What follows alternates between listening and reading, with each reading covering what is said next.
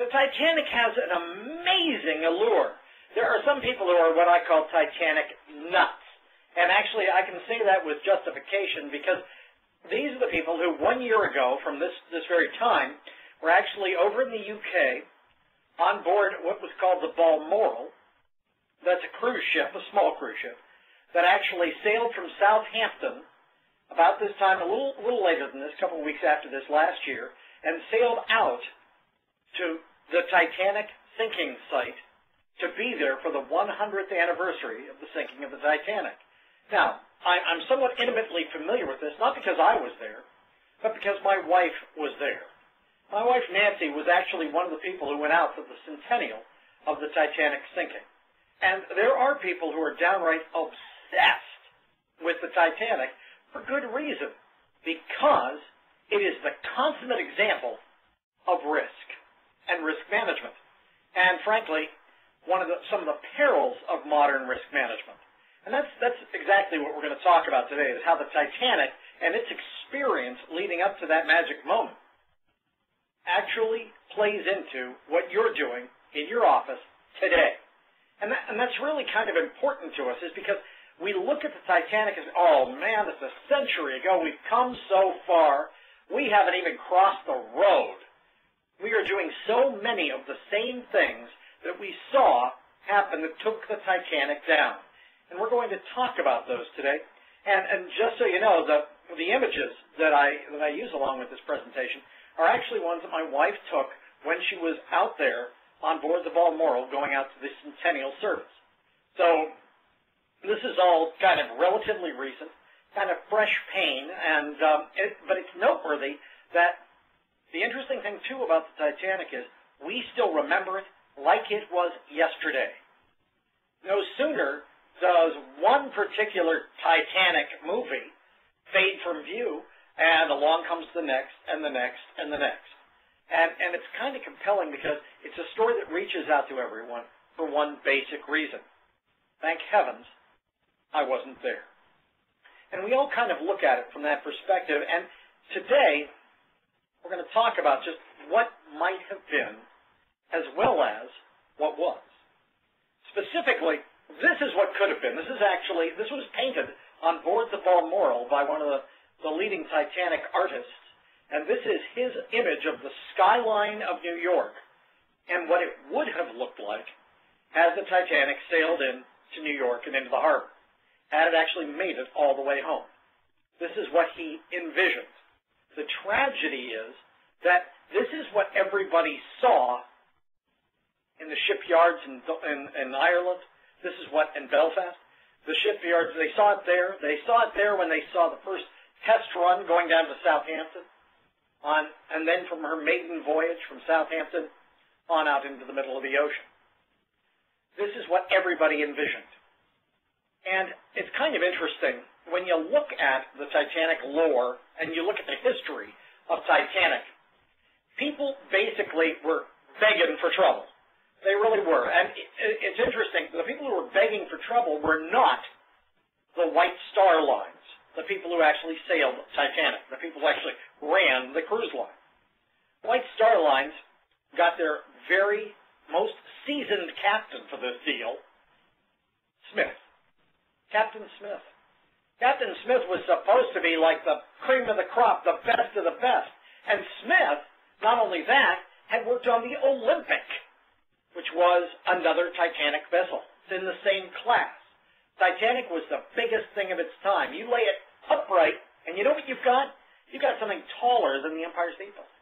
I mean, it's a staggering thing to think about. It's huge. It's enormous. And yet, it was the media that came out and said, God himself could not sink this ship. Now, we've all been on that project, actually. It's not the Titanic. But on that project where somebody said, oh, man, this is going to be great. This is our biggest client. This is going to be the best thing we've ever had. You know what? And then they'll say it. There's no way we can foul this thing up. It's all bad from there. You know, that's actually a big part of what we need to be ready for, is not getting sucked into this, and that's one of the topics we're going to be talking about today. How did we go from that to this? These are the wreaths that were thrown overboard from the Balmoral to celebrate or to commemorate the centennial of the sinking of the Titanic. How did we wind up here? How did we wind up with this legendary disaster? And I believe it's these basic things that actually drove us there. And we're going to talk about each one of these. The crystal ball effect, people looking into the future and seeing a fiction. We're going to talk about the nature of interactive risks. It wasn't one thing that sunk the Titanic. It was a whole host of things coming together in perfect harmony to sink the Titanic. The fact that people, even as the Titanic was striking the iceberg, even as it was going down, still couldn't believe that it was going to go down. And, of course, the one challenge we all face on every project, just plain bad communication. We're going to talk about each one of these in turn. And we're going to start by talking about this, the crystal ball effect. Looking into the crystal ball and seeing the future. It's kind of compelling. I live in Maryland, and Maryland has a split personality. And the reason I say that is because half the time we think we're the deep south, and the other half the time we realize we're not. And it's kind of this dichotomy that actually makes it an interesting place to live. Because people talk about, and this being March when this is recorded, people talk about the fact that it snows. And when you hear the word snow around here, I'm in the greater D.C. area, when you hear the word snow around here, the entire area just buckles. Everybody just collapses. Federal government shuts down. People close businesses. Churches are boarded up. It's just a disaster is pending. The store shelves will be ripped clean of paper towels, toilet paper, and milk. Now, why? Because people are looking into the crystal ball and believing they're seeing the future. Now, because we're not the deep south, and we're also not truly the north, what tends to happen is we get rain and slush and maybe 1.5 inches or 2 inches of snow. Now, having grown up in Ohio and lived in Maine for a while, I can tell you that they don't get real snow here. They really don't. They don't even know what real snow is. Maybe twice the entire time I've lived here, we've had real snow. And yet, because they believe, they act just like the people in the snow belt. And that is, they act like they're basically planning to be locked into their houses for the next, 2 to 4 weeks.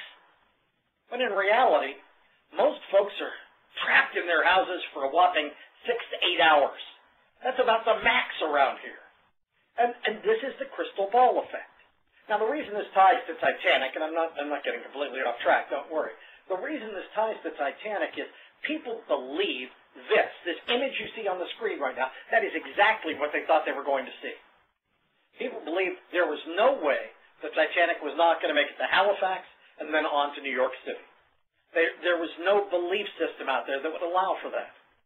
And that's why when a lot of things were going on, there were potential problems that they blew off saying, no, this is Titanic we're talking about. It can't possibly happen. It led them to cut down on the number of lifeboats.